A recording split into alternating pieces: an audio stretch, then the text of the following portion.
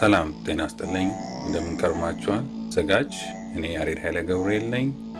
ዛሬ ይዘንላችሁ የምንቀርበው ስርዓተ መንግስት በኢትዮጵያ የሚለውን ሶስተኛው ክፍል ከባለፈው የቀጠለውን ይሆናል።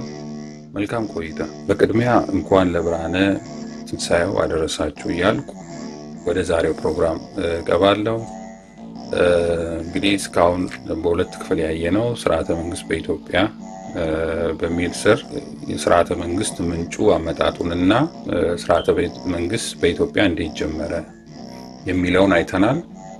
ያው በዋናነት በኢትዮጵያ ውስጥ ዳኝነት፣ ጠባቂነት፣ አገልጋይነት እንዴት እንደሆነ በኢትዮጵያ ስርዓተ መንግስት ውስጥ እንዴት እንደነበረ ታሪካዊ መሰረቶችን እያነሳን መጽሐፍ ቅዱሳዊ ምስክሮችን እያነሳን እነጋገራለን።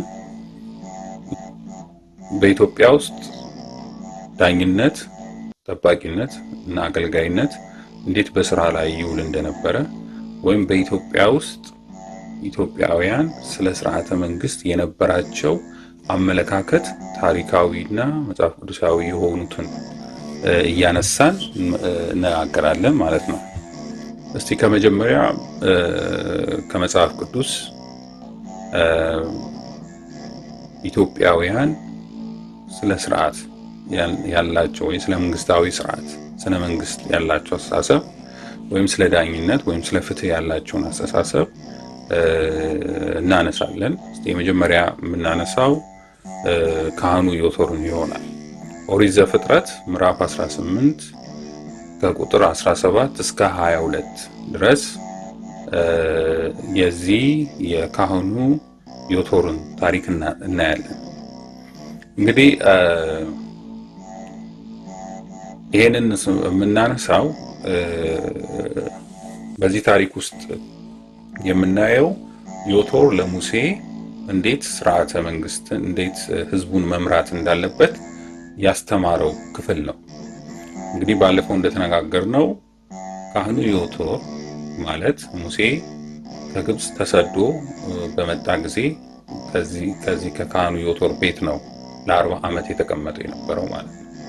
ስለዚህ እዛ ሆኖ በቆየባቸው ጊዜያት ከዮቶር ልጅ አንዷን የሆነችውን ሲፓራ የምትባለውን አግብቶ 2 ልጆች ወልዷል።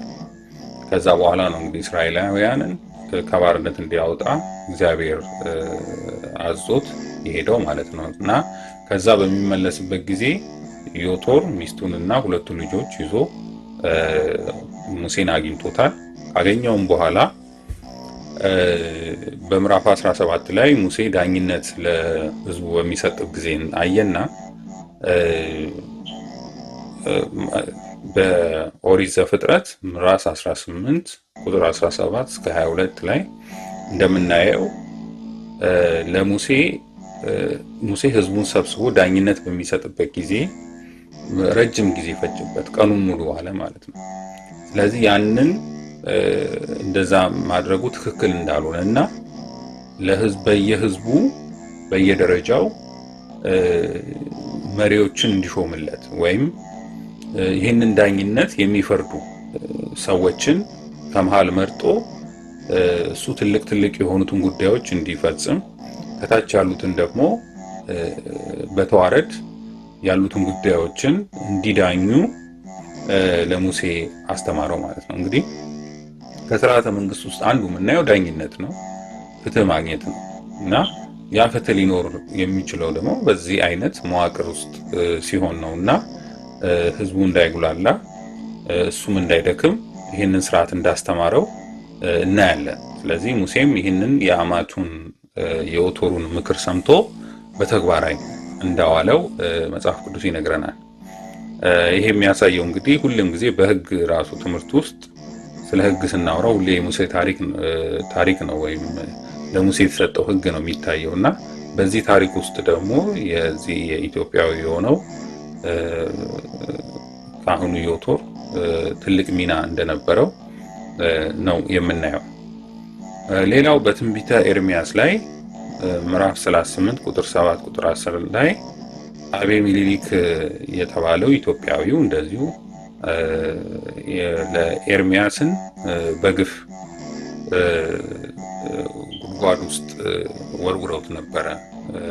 እንግዲህ እስራኤል ከኃጢአታችሁ ተመለሱ፣ ከበደላችሁ ተመለሱ፣ ያለበለዚያ ጥፋት ይደርስባቸዋል፣ ምርኮ ይመጣባቸዋል ብሎ ሲናገር ህዝቡ ያለምንም ፍርድ አንስተው ኤርሚያስን ወደ ገደል ይወረውሩታል፣ ወደ ጉድጓድ ውስጥ ምንም በሌለበት ቦታ ማለት ነው። ስለዚህ ይሄን ያየ አቤሜሌክ ኤርሚያስ ከጉድጓድ እንዲወጣ ለንጉሱ ሄዶ ይናገራል እና ንጉሱ ደግሞ ለኤርሚያስ የአቤሜሌክን ልመና ተቀብሎ ኤርሚያስ ከጉድጓድ እንዲወጣ ያደርጋል። ይሄ እንግዲህ እዚህ ላይ የምናየው ኢትዮጵያውያን ምን ያክል ፍትሃዊ አስተሳሰብ ያላቸው እንደነበሩ፣ እንደዚህ ያሉትን ነገሮች ይቃወሙ እንደነበረ በጥሩ ምግባር የተነሳ ታሪክ ነው። በዚህ በአቤሜሌክ ለኤርሚያስ የሰጠውን ነገር ስናይ ማለት ነው። አቤሜሌክ ለኤርሚያስ ያደረገውን ነገር ስናይ ኢትዮጵያውያን ምን ያክል ለፍትህ ቀናኢ እንደነበሩና ግፍ ሲሰራ እንደማይወዱ የሚያሳይ ነው ምዕራፍ ነው ማለት እንችላለን። ስለዚህ ከመጽሐፍ ቅዱስ እነዚህ ሁለት ታሪኮችን አንደኛው ለሙሴ ዮቶር እንዴት ለሙሴ ፍርድን እንዴት ዳኝነትን እንዴት መስጠት እንዳለበት ህዝቡን እንዴት መምራት እንዳለበት እንዳሳየው እናያለን። ሁለተኛ ደግሞ በግፍ ኤርሚያስን ወደ ጉድጓድ የተጣለውን ኤርሚያስ ከጉድጓድ እንዲወጣ ንጉሱን ለምኖ እንደለመነ እና ያም ደግሞ ንጉሱ አቤሜሌክ የሚለውን ኢትዮጵያዊ አቤሜሌክ የሚለውን ሰምቶ ከጉድጓድ እንዳወጣው የሚያሳይ ነው። እንግዲህ በታሪክ ጸሐፊዎች ደግሞ ኢትዮጵያውያን እንዴት ነው የተነሱት ስማቸው? በዚህ በተለይ በፍትህን በተመለከተ ዳኝነትን በተመለከተ ምክንያቱም በመንግስት ስርዓት ውስጥ ትልቁ ወሳኝ የምንላቸው ሶስቱ ነገሮች ናቸው። ከዚህ በፊት እንዳነሳኘው ዳኝነት፣ ጠባቂነት፣ አገልጋይነት ነው። ስለዚህ አሁን በዳኝነት ዙሪያ በፍትህ ዙሪያ ኢትዮጵያውያን የነበራቸው አመለካከት ኢትዮጵያ ውስጥ የነበረው አስተሳሰብ ምን ያክል እንደሆነ እናያለን። የኢትዮጵያ ታሪክ ኑቢያ ከተክለ ጻዲቅ መኩሪያ ላይ እንደምናገኘው አንድ ታሪክ እናያለን። ተክለ ጻዲቅ መኩሪያ ይህንን ታሪክ ያገኙት ከዮሐንስ መደብር በግዕዝ ከተጻፈ ታሪክ ላይ ነው ያነሱትና በዛ ላይ እንደሚገልጸው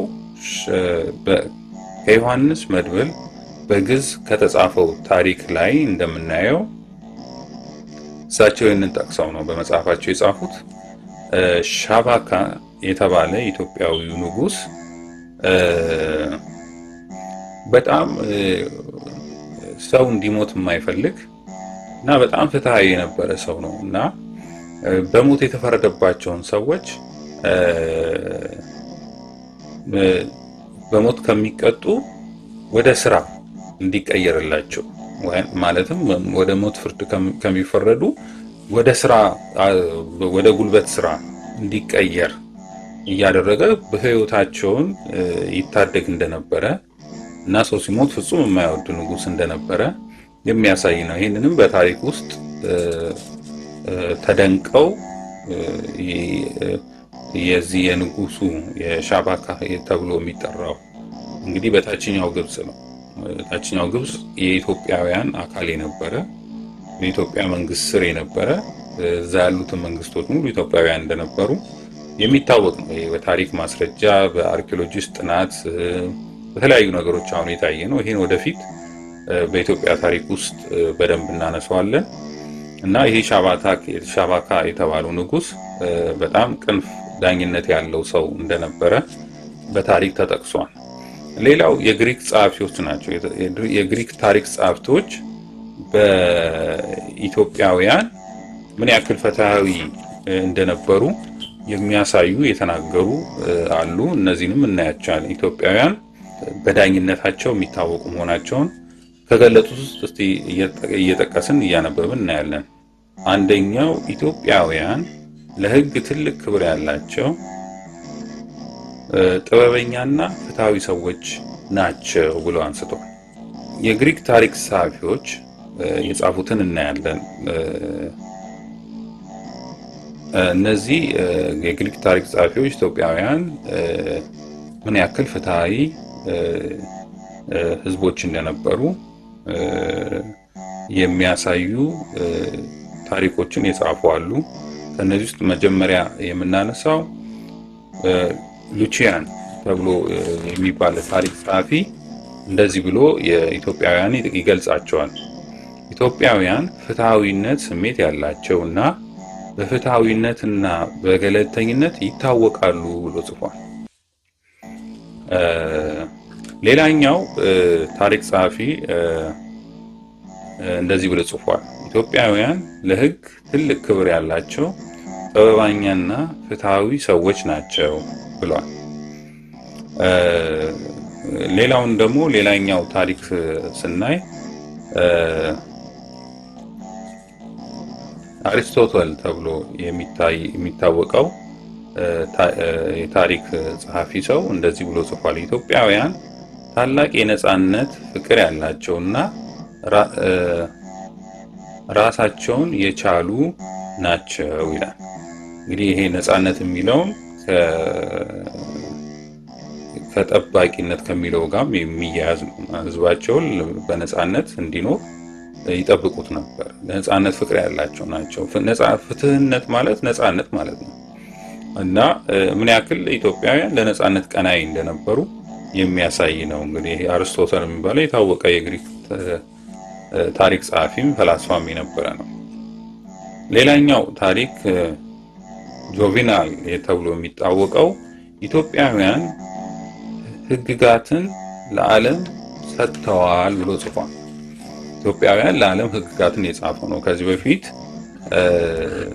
እንዳነሳ ነው ጆን ባልዲው በተባለ ታሪክ ጸሐፊ ላይ እንዳነሳ ነው ኢትዮጵያውያን ለዓለም መንግስትን፣ ዳኝነትን እና ሃይማኖትን የሰጡ ናቸው ብሎ መጽሐፉ እንዳየነው ነው።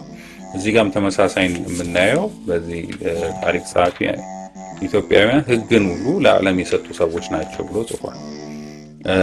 ሌላኛው ያው አሪስቶትል ነው። በድጋሚ ኢትዮጵያውያን ደስተኛ ህዝቦች እና የፍትህ ፍቅር አላቸው ይላል።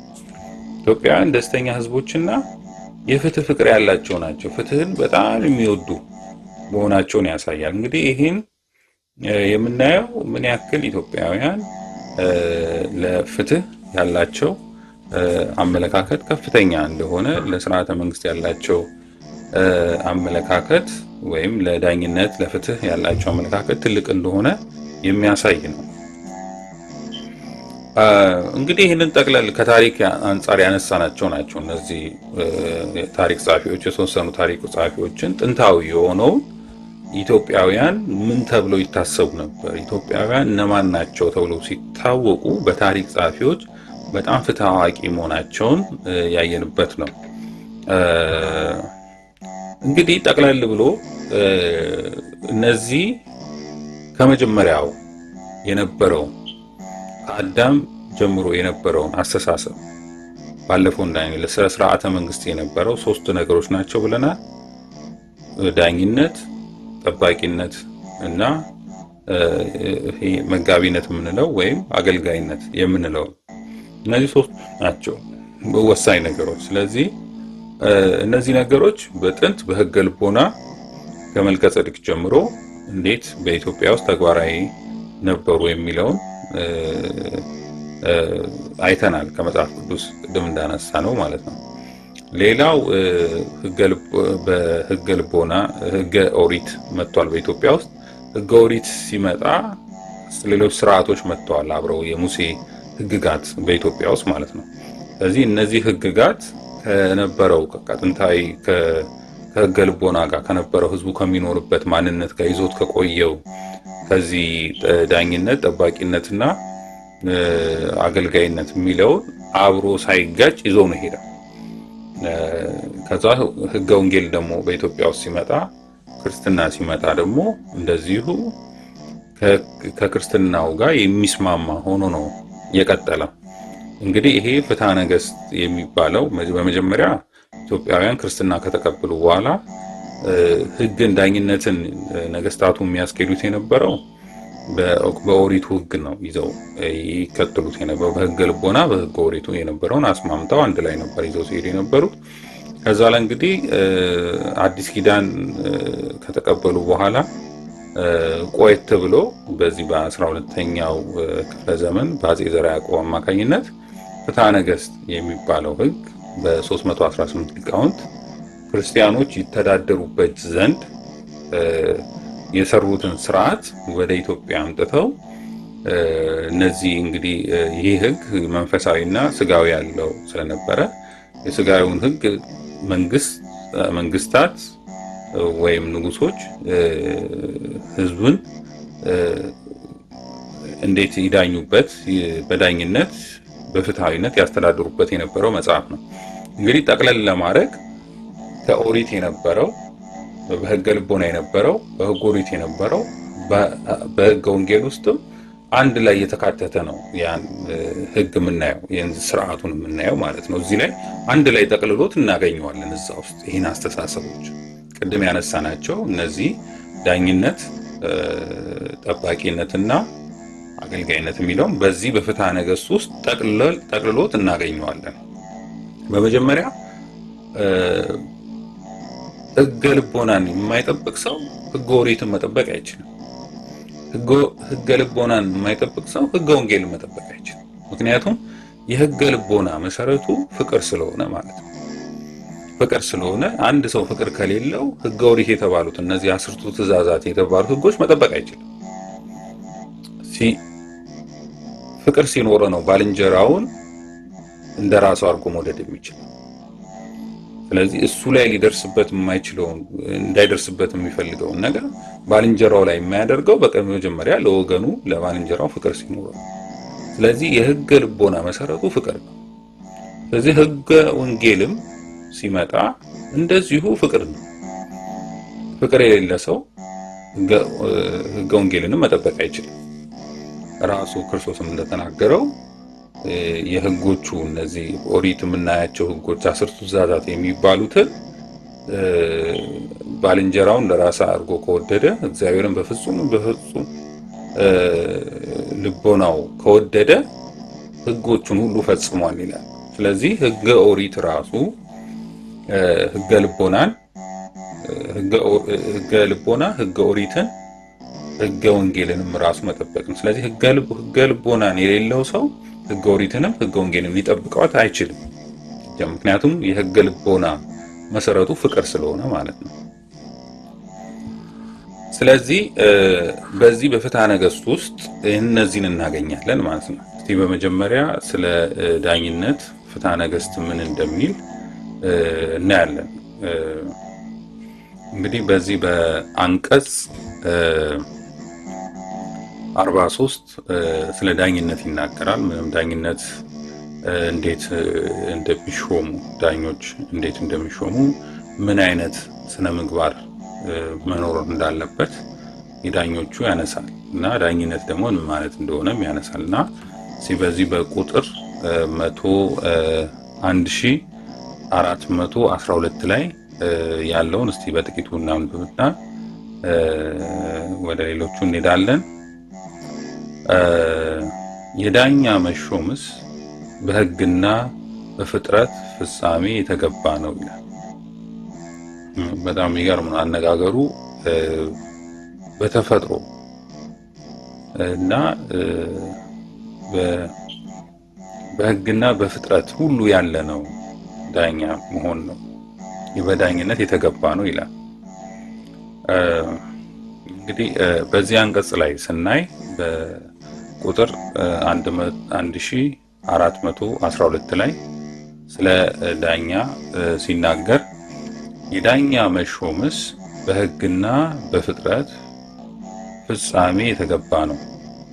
የሚቀድመው ግን ልዑል እግዚአብሔር በኦሪት በ5ኛው መጽሐፍት ፈጣሪያችሁ እግዚአብሔር በሚሰጣችሁ አገሮች ሁሉ በሰዎች መካከል የቀና ፍርድ ይፈርዱ ዘንድ ለራሳቸው ዳኞች ሹሙ። በፍርድ ጊዜ የማያዳሉ ፊት አይተው መማለጃ ወይም ጉቦ የማይቀበሉ በመማለጃ ጉቦ በእውነት እንዳያዩ የብልሆችን ዓይን ያሳውራልና የቀናውንም ፍርድ ይለውጣልና ብሎ እንደተናገረ ብሎ በኦሪት የተጻፈውን ይጠቅሳል። እና እዚህ ላይ የምናየው እንግዲህ ዳኞች ጉቦ የማይቀበሉ ጉቦ ከተቀበሉ ዓይናቸውን ለእውነተኛ ፍርድ ይጋርዳቸዋል ነው የሚለውና ስለዚህ እነዚህ ዳኞች ምን መሆን አለባቸው ብሎ መስፈርቱ አንዱን ነው የሚናገረው። እዚህ ጋር ደግሞ ሌላኛውን በዚህ በቁጥር 1413 ላይ በተጣሉ ሰዎች መካከል ለብርቱና ለደካማው ለአዋቂና ላላዋቂው ቅን ለመስራት እንደሚገባ የሚፈረድ ዳኛ ከሌለ በመልካም አይፈጸምና። እንግዲህ በሀገር ውስጥ ክርክር የሚነሳው መልካም ዳኛ ከሌለ ይሄ ነገር አይሆንም። ጥሩ ዳኛ ካለ በሀገር ውስጥ ክርክር ጠብ አይኖርም፣ መለያየት አይኖርም፣ አለመስማማት አይኖርም። ስለዚህ የዳኛ መኖር አስፈላጊነቱ አንድ ሀገር በአንድነት ህዝቦች እንዲጸኑ በአንድነት እንዲሄዱ ያደርጋል ነው የሚለው። ይሄ ነው እንግዲህ ስለ ዳኝነት ያለው አስተሳሰብ ማለት ነውና ሌላው ደግሞ ዳኝነት ያለው አመለካከት ነው። ዳኞች ለምስክሮች ቅን ስራ በመስራት የሚገባ ነው። መጀመሪያውን ግን የታመነ ብልህ፣ ከመንቀፍ የራቀ፣ ከነውር የጸዳ፣ ለምህረት ለመውደድ ዝግ ያለ፣ በቁጣ ጊዜ የሚታገስ፣ እግዚአብሔርን የሚፈራ፣ በዓለም ውስጥ በሃይማኖት የቀና ይሁን ዘንድ ይገባዋል ይላል። እነዚህ እንግዲህ የምናያቸው ዳኛ ምን መሆን አለበት የሚሉ መስፈርቶች ናቸው። እነዚህ መስፈርቶቹ በፍትሐ ነገሥት የተቀመጡ መስፈርቶች ናቸው። አንደኛው ቅድም እንዳየነው ጉቦን የማይቀበል መሆን አለበት። ሁለተኛ ቅን ፈራጅ መሆን አለበት። ሶስተኛ ደግሞ በጣም ሃይማኖተኛና ክፋት የሌለው ሰው መሆን፣ ከነውር ከበደል ከኃጢአት የራቀ ሰው መሆን እንዳለበት ነው የሚነግረን። እንግዲህ ይሄ እንግዲህ የሚያሳየው ምን ያክል ለፍትህ ለዳኝነት ያላቸውን ኃላፊነት የሚያሳይ ነው። አሁን ያለንበትን ሁኔታ ስናይ ለፍትህ ያለን ነገር በጣም የወረደ ነው ሆኖ ነው የሚታየው በመንግስት መካከል። ምክንያቱም ነገስታቶች ናቸው ፈራጭ ቆላጮች፣ ዳኞች ሚና የላቸው። የፈለጉትን ያስራሉ፣ የፍቱን ይፈታሉ መሪዎች። ስለዚህ ዛሬ ይህን ያክል እንትኖች ተለቀቁ በመሪው ፍቃድ ሲባል እንሰማለን። ዛሬ እሰር የተባለውን ማሰር ነው፣ ፍታ የተባለው መፍታት ነው። ስለዚህ ጥንት ግን የነበረው በኢትዮጵያ ውስጥ የነበረው ለረጅም ዓመት የነበረው ዳኞች አሉ። እነዛ ዳኞች ደግሞ ቅን ፈራጆች መሆን አለባቸው። ጉቦን የማይቀበሉ፣ ከሰው መማለጃ የማይቀበሉ መሆን አለባቸው። በጣም ሃይማኖተኛ የሆኑ ፈሪሃ እግዚአብሔር ያላቸው፣ ከኃጢአት ከበደል የራቁ መሆን አለባቸው ብሎ መጀመሪያውኑ ስላስቀመጠ እነዚህ ዳኞች ለክፉ ሰዎች የሚገዙ አይደሉም ማለት ነው። ለህዝባቸው ታማኝ የሆኑ ይሆናሉ ማለት ነው። ስለዚህ ኢትዮጵያ ውስጥ ዳኝነት፣ ፍትህ የሚባል በጣም ትልቅ ቦታ የነበረው ነው። ለዚህም ነው ህዝቦች ራሳቸውን ለፍትህ የነበራቸው ነገር በጣም ትልቅ እንደነበረ ኢትዮጵያ ውስጥ የሚታወቅ ነው። ራሳቸውን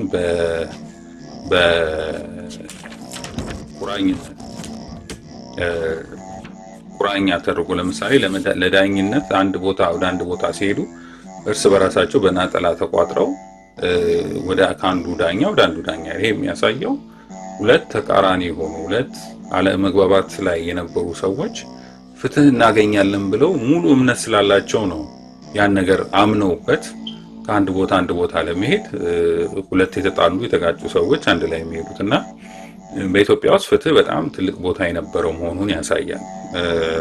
በዚህም በፍትሐ ነገሥት የምናየው ነገር መስፈርቶች ስናይ ምን ያክል ለህግ ከፍተኛ ቦታ እንዳለው የሚያሳይ ነው። በሁለተኛ ደረጃ እንግዲህ የምናየው አገልጋይነት ነው። በድሮ ጊዜ ህዝቡ በነፃነት የራሱ የሆነውን መሬት እያረሰ ይኖራል። የሚነግደው ደግሞ ይነግዳል። በሌላ ሙያ ያሉት ደግሞ የእነዚያን ስራዎች ይሰራሉ። እንግዲህ ከዛ በተረፈ የንጉሱ ትልቅ ኃላፊነት ያለው በህዝቡ ዘንድ ጦም አዳሪዎች፣ ችግረኞች፣ ባልቴቶችን ወይም ደካሞችን፣ አቅመ ደካሞችን መርዳት ነው የሚሆነው በዚህ በአገልጋዩነት ውስጥ ወይም በመጋቢነት በሚለው ስናይ ማለት ነው። በዚህ በአንቀጽ 44 ስለ ነገስት በተጻፈው ላይ ቁጥር 1541 ላይ ባልቴቶች፣ ድሃ አደጎች፣ ጦም አዳሪዎች የሚረዱበትን ለቤተ ክርስቲያን ጉልት ይጎልት ይላል። ይሄ ንጉሱ ኃላፊነት ነው። ለቤተ ክርስቲያን ጉልት የሚሰጠው ድሃ ቤተ ክርስቲያን ድሃ አደጎችን እና ጦም አዳሪዎችን እና አቅመ ደካሞችን እንዲረዱበት ነው። ስለዚህ በዛ መሰረት በቤተ ክርስቲያን ውስጥ በምጽዋት ፍትህ መንፈሳዊ በምጽዋት አንቀጹ ላይ አንቀጽ 16 17 ላይ እነዚህ በሰፊው ተጽፈዋል። በምጽዋት በአንቀጽ ላይ ማለት ነው። እነዚህ ምጽዋት ማለት ምጽዋት ገንዘብ የሚሰበሰብበት እንዴት እንደሆነ ከዛ ምጽዋተኞች እንዴት በቤተ ክርስቲያን አኳያ እንዴት እንደሚሰበሰቡና ምን እንደሚደረግበት በግልጽ ተጽፏልና እዚህ ለምሳሌ እንደዚህ በቁጥር 662 ላይ እንደምናየው ቤተ ክርስቲያን በሚገባውና ከርሷም በሚመጣው ገንዘብ ላይ ሹም ይሹም ዘንድ ለሕመምተኞችና ለእንግዶች ቦታ ይለዩ ዘንድ አገልጋዮቹን ይሹሙላት ይላል። ይሄ ሊቀ ጳጳሱ ለእንግዶች ለሕመምተኞች የሚሆን መጠለያ ወይም ቦታ ያዘጋጁላቸው ይላል። ለእንግዶች እና ለችግረኞች ወይም ለሕመምተኞች ቦታ ያዘጋጁላቸው ብሎ ሊያን የሚያደርጉትን ሹሞች መሾም አለበት። ከህዝቡ ዘንድ ሹም ይሾማል። ያንን ስራ የሚሰራ ማለት ነው። ለምን የምጽዋት ስራ የሚሰራ ማለት የምጽዋተኞችን ስራ የሚሰራ የሚመጸውቱትን ስራ ድሃ አደጎችን፣ ችግረኞችን፣ እንግደኞችን፣ መንገዳዳሪዎችን ሁሉ አቅመ ደካሞችን የሚደገፉበት የሚጠበቁበትን ቤተክርስቲያን ናት ኃላፊነት ያለባት። ለዛ ደግሞ ንጉሱ ጉልት ይጎልታል ማለት ነው፣ ገንዘብ ይሰጣል ማለት ነው። በሌላም ቁጥር ላይ ስናይ እንደዚሁ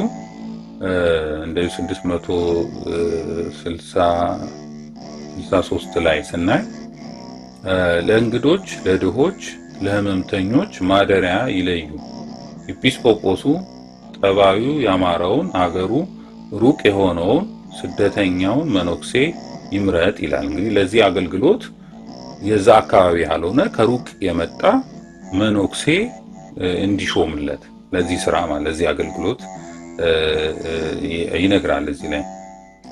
ሌላው ቁጥር 664 ላይ የሀገሩ ሰዎች በቦታው ሁሉ ስራው የቀና ልዝብ አንደበት ያለው ከህዝቡ የተለየ እንዲሁም መነኩሴ ይሹሙ ይላል። ይሄም ለሌላ አገልግሎት ማለት ነው። ከቤተ ክርስቲያን ወይም ከድሆች ቤት አጠገብ ቦታ ይለዩለት። ቤቶች ከቤተ ክርስቲያን ወይም በድሆች በሚረዱበት አካባቢ ምን ይሰራለት? እዛ ቤት ይዘጋጅለት። ምን ማለት ነው ግን በጠቅላላው ይሄ አንቀጽ የሚነግረን አንደኛ ንጉሱ ይሄን የእርዳታ ስራ አቅመ ደካሞችን፣ ችግረኞችን የሚረዱበት፣ እንግዶች የሚያርፉበት፣ ህመምተኞች የሚታከሙበት ቦታ ወይም ቤቶች ወይም መጠለያዎች በቤተ ክርስቲያን እንድታዘጋጅ ነው ኃላፊነት ያለባት። ለዛ ደግሞ ጉልት ይሰጣል ማለት ነው። ጉልት ማለት ድሮ መሬት ማለት ነው። መሬት ለቤተ ክርስቲያን ይሰጣል። ይሄ የሚሰጠው መሬት ለምን አገልግሎት ነው የሚሆነው? ለችግረኞች፣ ለመጻተኞች ቤት እየተሰራ ያንን ደግሞ ችግረኞች የሚረዱበትን ከምዕመናን ብር እየተሰበሰበ እርዳታ እየተሰጠበ በስጦታ እየተሰጠ ይሄ ምድዋየ ምጽዋት የሚባለው ለዛ ዝግጅት እንጂ ለቤተ ክርስቲያን ለክህነት አገልግሎት የሚሰጥ አልነበረም። በድሮ ጊዜ ምድዋየ ምጽዋት ማለት እዚህ ጋር ለምጽዋተኞች ነው። ለቤተ ክርስቲያን ካህናት ለአገልግሎት የሚሆነው አስራት በኩራት ነው። ለችግሮች ምጽዋት ሙዳየ ምጽዋት ነው የሚዘጋጀው እና ያ ሙዳየ ምጽዋት እየተሰበሰበ ድሆች ችግረኞች ይረዱበታል። ነገስታቱ ደግሞ ጉልት መሬት ለቤተ ክርስቲያን ይሰጣሉ። የሚታረስም ሊሆን ይችላል። ቤቶቹ የሚሰሩበት ማደሪያዎቹ መጠለያዎቹ የሚተሰሩበት ለዛ ሊሆን ይችላል እና በዛ አይነት መንገድ ነበረ ነገስታቶቹ ህዝቡን የሚረዱት የነበረው የተቸገረውን የሚረዱት የነበረው እና ይሄ አገልጋይነቱ በዚህ ላይ ማየት እንችላለን። ያው ሌላው የምናነሳው እንግዲህ በሶስተኛ ደረጃ የምናየው ጠባቂነት ነው እና በዚህ በፍትሐ ነገሥት ስለ ጠባቂነት ምን እንደሚል ማየት እንችላለን። እንግዲህ ጠባቂነት ስንል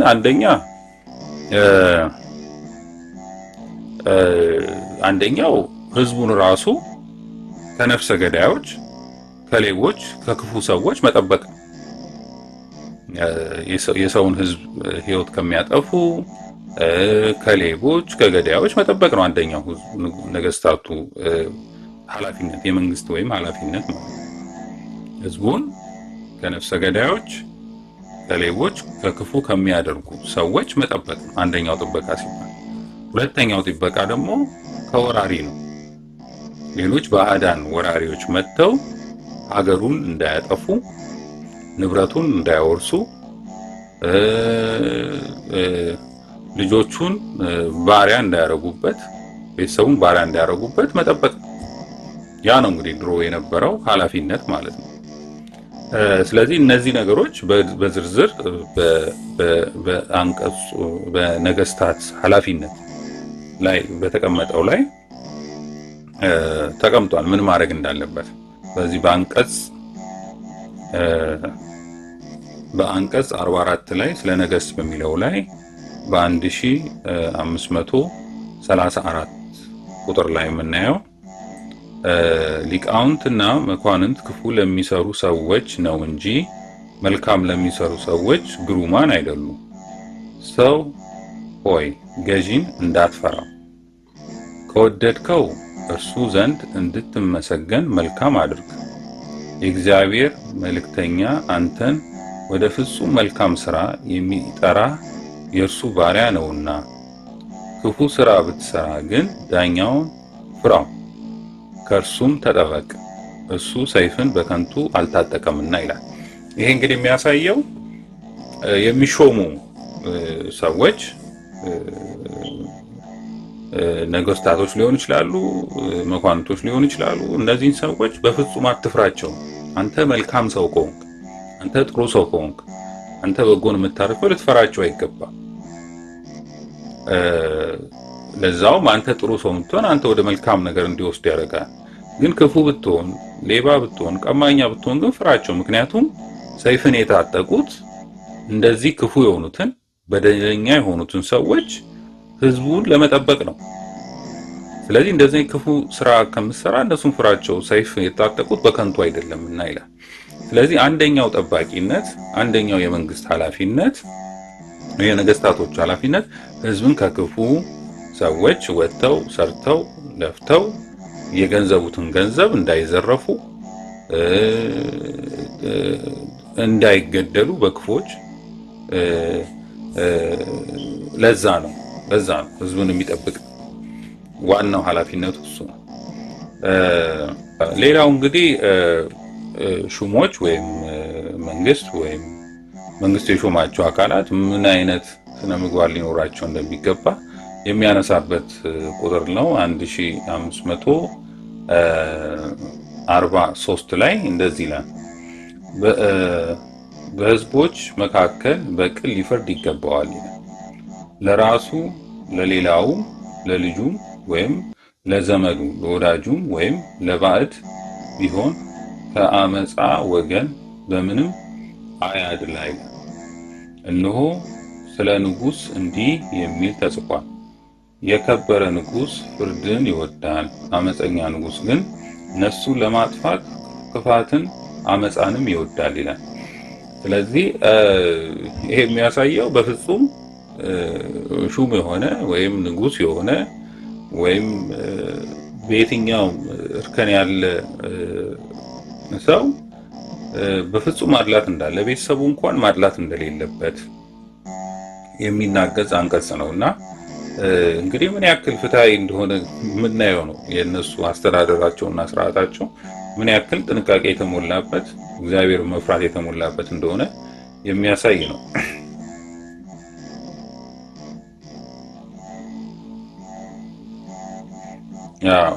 ሌላው ከዛው የሚቀጥለው ቁጥር ላይ የማንንም ገንዘብ በኃይል አትውሰድ ይላል እና በግልጽም በተንኮልም ቢሆን በግድ ከእነርሱ አትግዛ፣ በዚህ ዓለም ለሚመጣውም ዓለም በእግዚአብሔር ዘንድ እንዳትሰቃይ ይላል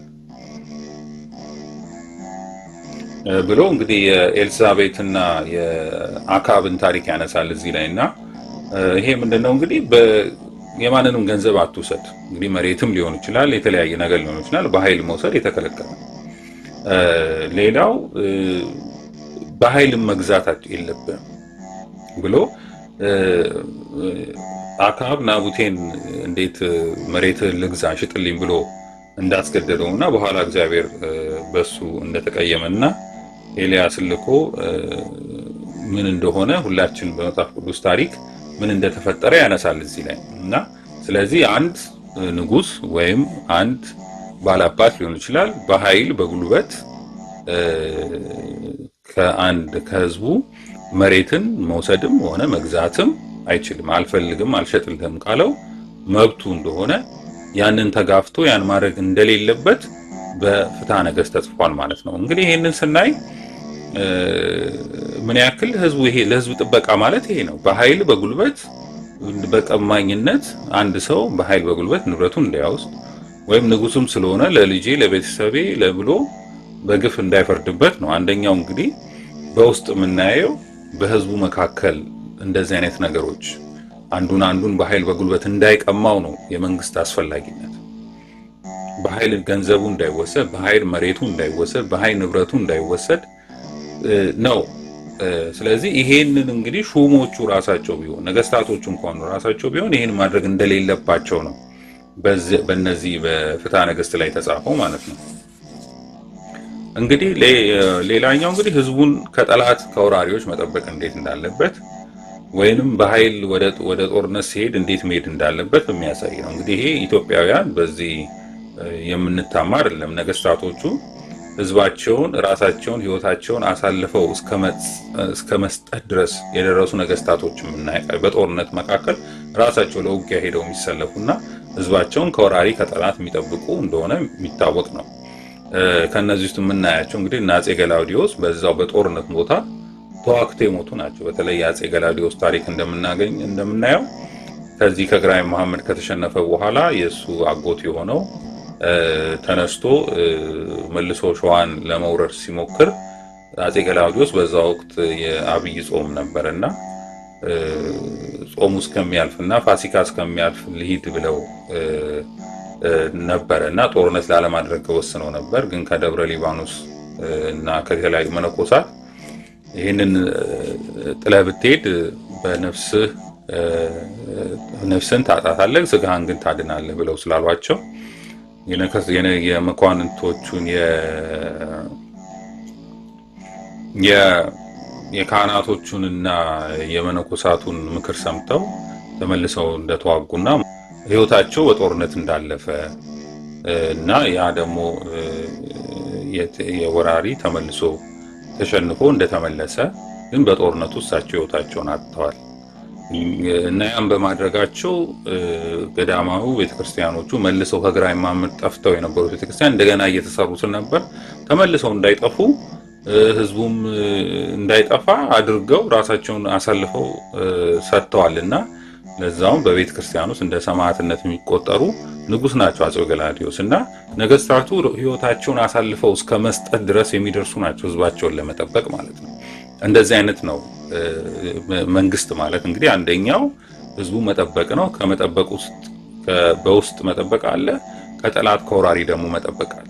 ይሄን በታማኝነት ህይወታቸውን አሳልፈው እስከ መስጠት ድረስ የደረሱ ነገስታቶች ናቸው። ኢትዮጵያውያን በዚህ ችግር ያለብንም በጥንት ግሪክ ጸሐፊዎችም እንደተባለው ኢትዮጵያውያን ፍጹም ነፃነትን የሚወዱ ህዝቦች ናቸው የተባለው ለዚህ ነው እና ስለዚህ ነገስታቱም ለዚህ የታመኑ ናቸው። ስለዚህ በዚህ ውስጥ እንግዲህ በጠቅላላ ስናይ ያየናቸው ነገሮች በተግባር በጽሁፍ በመንግስት ስርዓት ውስጥ እንዴት ይከናወን እንደነበረ እነዚህ ሶስቱ ነገሮች ጠባቂነቱ፣ ዳኝነቱ እና አገልግሎት ሰጪው ወይም መጋቢነቱን ማለት እንችላለን። እዛ ውስጥ እንዴት እንደሚከናወን ማየት እንችላለን። ለምሳሌ በዚህ ፍትሐ ነገሥት ላይ የመሬት ስርዓት አለ። የመሬት ስርዓት እንዴት መሬት ቤት ስራ አሰራር ምናምን የተለያዩ ነገሮች አሉ ከዚህ የተያዙ ጋዚህ ሰፊ የሆነ ነገር ስለሆነ ወደዛ አልሄድም። ግን ዋና ዋናዎቹ ነገሮች ህዝብን ለመጠበቅ የተራበውን፣ የተቸገረውን፣ የታመመውን ለመስራት ምን አይነት መንገድ ተከትለው እንደሄዱ እናያለን። የህዝባቸውን ለመዳኘት ደግሞ ምን ያክል የህግ ስርዓት እንደሄዱ እናያለን። የዳኝነት አሿሿም፣ ለዛ ደግሞ ህግ ማውጣት፣ ህዝቡ እንዴት መተዳደር እንዳለበት የሚያሳይ እናያለን። ለጥበቃ ደግሞ በኢትዮጵያውያን ህዝባቸውን ለመጠበቅ ምን ያክል ኃላፊነት እንደሰጡ እናያለን። እንግዲህ ከዛ በኋላ የመጡት አዳዲሶቹ ስርዓቶች ማለት ይሄ ፍትሐ ነገሥትም ሆነ ከዛ በኋላ ያለው የኢትዮጵያ ስርዓት በሌላ በባዕዳን ወይም እኛ ሰይጣናዊ የምነው ስርዓት ሲመጣ ኢትዮጵያ ውስጥ ምን ሆነ? ዛሬ ህዝብ ፍትሃዊነት አለ ወይ ብለን ብንል ሁላችንም የምናውቀው ነው። ፍትህ የሚባል ነገር ኢትዮጵያ ውስጥ የለም። እንግዲህ ሌላው ደግሞ ህዝብ ይጠበቃል ወይ ብለን ስንል ህግ ማንም ጠባቂ የለው። ይሄን ስናይ ህዝብ እየተጠበቀ ነው ወይ ስንል የለም። ሰው እንደፈለገ የሚገደልበት ያለ ፍርድ ገብቶ መውጣት የማይችልበት መነገድ የማይችልበት ጊዜ ላይ ነው ያለ። ሌላው ደግሞ ችግረኛ ይረዳል ወይ ድሃም ይረዳበት መንገድ አለ ወይ መንግስት ይሄን ያደርጋል ወይ ብለን ስንል ይሄም ነገር የለም። ህዝቡ አገልግሎት ያገኛል ወይ ስንል ምንም አገልግሎት የሚያገኘው ነገር የለም። ግብር እንኳን ያን ያክል ግብር ጫና እየተደረገበት ያን የሚመጥን አገልግሎት ያገኛል ወይ ብለን ስንል ምንም አይነት ነገር አገልግሎት አያገኝም። እና ይሄን ስናይ ኢትዮጵያ ውስጥ እነዚህ ሶስቱ ነገሮች አሁን ባለንበት ደረጃ እየተከናወኑ አይደለም። ስለዚህ ኢትዮጵያ ውስጥ በአሁኑ ሰዓት መንግስት አለ ማለት አይቻልም። መንግስት የለም። ምክንያቱም የመንግስት ኃላፊነት አገልጋይነት፣ ጠባቂነትና ዳኝነት ስለሆነ ፍትህም ከሌለ ህዝብም ጠባቂ የማይደረግለት ከሆነ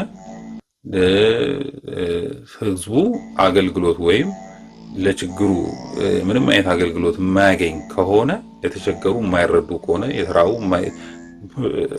ምግብ የማያገኙበት የታመሙ እንክብካቤ የማይደረግላቸው ለዛውም በላያቸው ላይ ቤታቸው እየተፈረሰ እየተፈናቀሉ ብዙ መከራ የሚደርስባቸው ነው። ስለዚህ ኢትዮጵያ ውስጥ መንግስት አለ ማለት አይቻልም። እና ይሄ ግን አሁን የደረስንበት ደረጃ እንዴት ነው የደረስነው? እንዴት ነው በኢትዮጵያ ውስጥ ብቻ ሳይሆን እንደዚህ በዓለም ላይ የተነሱ መሪዎች ወይም ይሄ እግዚአብሔራዊ የሆነው ስርዓት ወይም ሰብአዊ የሆነው ስርዓተ መንግስት በሰይጣናዊ ስርዓተ መንግስት እንዴት ተተካ የሚለውን እናየዋለን። እንግዲህ ባለፈው እንዳነሳ ነው በጥንት ጊዜ የነበሩ ነገስታቶችን በዚህ በራዕየ ዮሐንስ ላይ ምዕራፍ 17 ላይ ጠቅሷቸዋል። በተለይ በአንድምታው ላይ ከጥንት ጀምሮ የነበሩ ሰይጣናዊ የሚባሉ ሰብአዊ የሆኑ ሳይሆኑ ሰይጣናዊ የሚባሉ እነዚህ ሶስቱን ነገሮች የማይከተሉ ለህዝብ አገልጋይ የማይሆኑ ለህዝብን የማይጠብቁ ህዝብን ፍትህ እንዳይሰጡ የሚያደርጉ ስርዓቶች እንዴት እንደመጡ አሳይቷል። ጥንት በሆኑ በነገስታቶች ላይ ማለት ነው ጠቅሷቸዋል። እንግዲህ የሚቀጥለው ፕሮግራማችን የስርዓት እንዴት ነባር የነበረው ስርዓት እንዴት ፈረሰ፣ እንዴት ወደቀ እና በምትኩ እንዴት ይሄ ፍትህ የሌለበት ጠባቂነት የሌለበት ዳኝነት የሌለበት እና ህዝብን አገልግሎት የማያገኝበት ስርዓት እንዴት መጣ፣ እንዴት ይሄ ደግሞ ሰይጣናዊ የሆነው ስርዓት እንዴት በኢትዮጵያ ውስጥ ሊመጣ ቻለ የሚለውን እናያለን። እስካሁን ስለነበረን ጊዜ እግዚአብሔር ይስጥልን።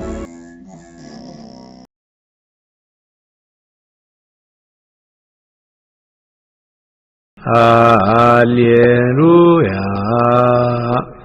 ሰላም ለኪ ኦ ማርያም ደብረ መቅደሱ ለእግዚአብሔር ሰላም ለኪ እንተ መልዕልተ ኩሎሙ ቅዱሳን። በስመ አብ ወወልድ ወመንፈስ ቅዱስ አሃዱ አምላክ አሜን። እነሆ የማርያም መንገድ ማምለጫ መዳኛ ለአዳም ዘር በሙሉ የእግዚአብሔር አንድነት ፍቅር የእመቤታችን ቅድስት ድንግል ማርያም አማላጅነት ከሁላችሁ ጋር ይሁን እያልን የማርያም መንገድ የተሰኘ አዲስ መንፈሳዊ ሚዲያ ይዘን ቀርበናል። በዚህ መንፈሳዊ ሚዲያ አብ ወልድ መንፈስ ቅዱስ ያዘጋጁት እምዬ ቅድስት ድንግል ማርያም የባረከችው የሥጋና የነፍስ ምግብ የሆኑ ሀለወተ እግዚአብሔር፣ ትምህርተ ሃይማኖት፣ ክብረ ድንግል ማርያም፣ ዝክረ ቅዱሳን፣ ገድለ ቅዱሳን፣ የኢትዮጵያ ኦርቶዶክስ ተዋሕዶ ቤተ ክርስቲያን ታሪክ፣ ሥርዓተ ቤተ ክርስቲያን፣ የሀገራችን ቅድስት ኢትዮጵያን ታሪክ፣ የኢትዮጵያ ነገሥታትና የጀግኖች አርበኞች ታሪክ እንዲሁም መንፈሳዊ ዘጋቢ ፊልም ያገኙበታል። የማርያም መንገድ ማለት መዳኛ ወይም ማምለጫ ማለት ሲሆን ትውልዱ ስለ ኦርቶዶክስ ተዋሕዶ ቤተ ክርስቲያንና ሀገረ እግዚአብሔር ሀገረ ማርያም ተብላ ስለምትጠራው ቅድስት ኢትዮጵያ ታሪኳንና ማንነቷን እንዲያውቅ አውቆም የራሱን ቅዱስ የሆነ ታሪክ እንዲሰራ ለማስቻል የሚሰራ ኢትዮጵያዊ ቀለም፣ ኢትዮጵያዊ አሻራ ያለው ሚዲያ ነው። በውኑ ኢትዮጵያዊ መልኩን ወይስ ነብር ዥንጉርጉርነቱን ይለውጥ ዘንድ ይችላልን? በዚያን ጊዜ ክፋትን የለመዳችሁ እናንተ ደግሞ በጎ ለማድረግ ትችላላችሁ። ትንቢተ ኤርምያስ ምዕራፍ 13 ከቁጥር 23። ይህንን መንፈሳዊ ሚዲያ ለመደገፍ ሼር፣ ላይክ፣ ሰብስክራይብ ያድርጉ። እናመሰግናለን። እነሆ ከዛሬ ጀምሮ ትውልድ ሁሉ ብፅዕት ይሉኛል። የሉቃስ ወንጌል ምዕራፍ 1 ከቁጥር 48።